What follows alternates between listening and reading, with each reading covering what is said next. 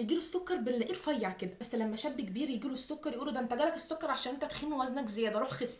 انا هقول لكم لان كل واحد فيهم جاله نوع سكر مختلف. الطفل الصغير ده جاله سكر نوع اول، الراجل الكبير ده جاله سكر نوع تاني. يعني ايه سكر نوع اول؟ طفل جاله مرض مناعي واتولد من غير حاجه اسمها بيتا سيلز اللي بتطلع الانسولين، ما عندوش انسولين، عمال بياكل وفيه جلوكوز مالي الدم مش عارف يدخل جوه الخلايا رغم ان مفيش انسولين. فمين يحاول يتصرف؟ الكبد.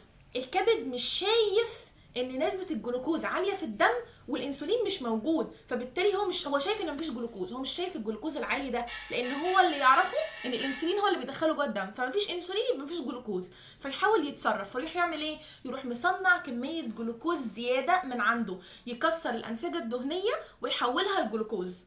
عشان كده الاطفال دايما لما بيجي لهم السكر ما بيبقاش في اي حل ينفع معاهم غير ان هم ياخدوا انسولين. ما ينفعش يكونوا ليه؟ لان انا محتاج الهرمون ده اللي هيفتح الباب للخليه ويروح مدخل السكر جواها، الكبد يشوف ان مفيش سكر زياده فما يصنعليش سكر زياده. بس في ابسط من كده؟